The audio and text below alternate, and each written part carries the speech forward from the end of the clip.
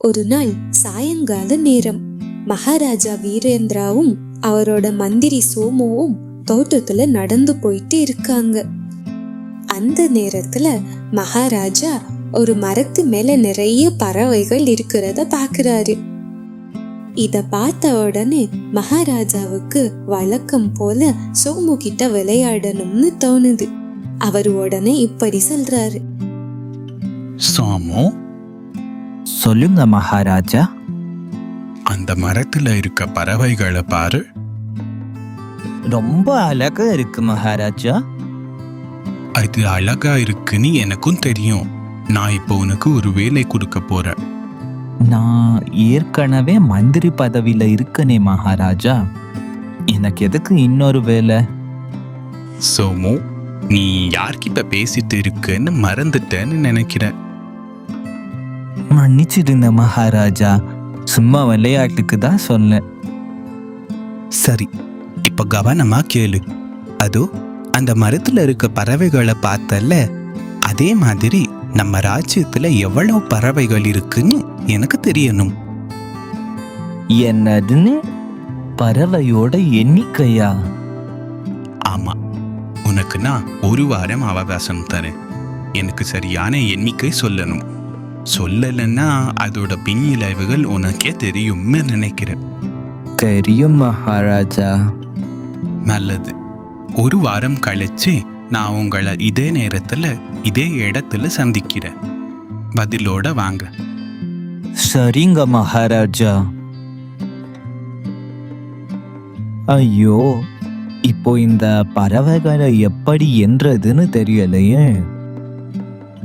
இப்படி யோசிச்சுக்கிட்டு சோமு வீட்டுக்கு போறா. எங்க இருந்து ஆரம்பிக்கிறதுன்னு கூட தெரியல. எப்படி இந்த பறவைகளை எண்ண முடியும்? இத யோசிச்சுக்கிட்டு சோமு அங்கேயே படுத்து தூங்கிடுறான். மறுநாள் காலையில சோமு சீக்கிரமாவே எந்திரிச்சு வெளியில போறாரு. அங்க ஒரு இடத்துல அதே பறவைகள் இருந்துச்சு. இந்த பறவைகள் எல்லாம் ஒரே இடத்துலயும் இருக்காது. ஒரு நாள் இங்க இருந்தால் இன்னொரு நாள் வேற இடத்துல இருக்கும். என்ன பண்றது? சரி, இப்போ இங்க இருக்கிற பறவைகளை கலக்க பண்ணலாம். இப்படி யோசிச்சுக்கிட்டு அங்க இருந்த பறவைகளை எண்ண ஆரம்பிக்கிறாரு. இப்படியே தினமும் காலையில சீக்கிரமா எந்திரிச்சு ஒவ்வொரு இடத்துக்கு போய் அங்க இருக்க பறவைகளை எண்ண ஆரம்பிக்கிறாரு. ஒரு வாரம் கடந்து போச்சு. இப்போ சோமு மகாராஜாவை சந்திக்க வேண்டிய அந்த நாளும் வந்துச்சு. அவங்க 2 பேரும் பேசினபடி அதே இடத்துல சந்திக்கிறாங்க. வணக்கம் மகாராஜா. வணக்கம் சோமு, பதிலோட வந்திருக்கீங்கன்னு நினைக்கிறேன். ஆமா மகாராஜா. இப்ப சொல்லுங்க, நம்ம ராஜ்யத்துல அதே மாதிரி எவ்வளவு பறவைகள் இருக்கு? 2121 பறவைகள் இருக்கு மகாராஜா. சரியா 2121 பறவைகள் தான் இருக்கா? எப்படி உள்ள உறுதியா சொல்றீங்க? நான் சரியா எண்ணி பார்த்தேன் மகாராஜா.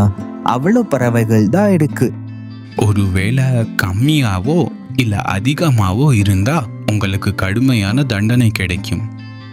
மகாராஜா, நீங்க எண்ணி பார்க்கும்போது ஒருவேளை பறவைகள் நான் சொன்னதை விட அதிகமா இருந்தா அப்போ பக்கத்து ராஜ்யத்து பறவைகள் நம்ம ராஜ்யத்துக்கு வந்திருக்கும்.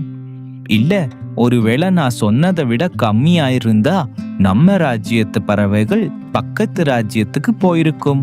அவ்வளவுதான். இதுக்கு போய் எதுக்கு மகாராஜா தண்டனை எல்லாம்? சோமுவோட பதில் கேட்டு மகாராஜாவுக்கு சிரிப்பு தான் வருது. அவர் சிரிச்சுக்கிட்டே இப்படி சொல்றாரு. உங்களோட தைரியத்தையும் புத்திசாலித்தனத்தையும் பாராட்டுற மந்திரியாரே. வழக்கம் போல இன்மைக்கு உங்களோட புத்திசாலித்தனமான பதில கொடுத்து தண்டனையில இருந்து தப்பிச்சிட்டீங்க. நன்றி மகாராஜா. சரி, வாங்க அரண்மனைக்கு போலாம். சரி, நாங்க இப்ப கிளம்புறோம். உங்களுக்கு இந்த கதை பிடிச்சிருந்தா லைக் போட்டு காமெண்ட் பண்ணுங்க. அப்படியே மறக்காம சேனலை கொஞ்சம் சப்ஸ்கிரைப் பண்ணிட்டு போங்க. பாய்.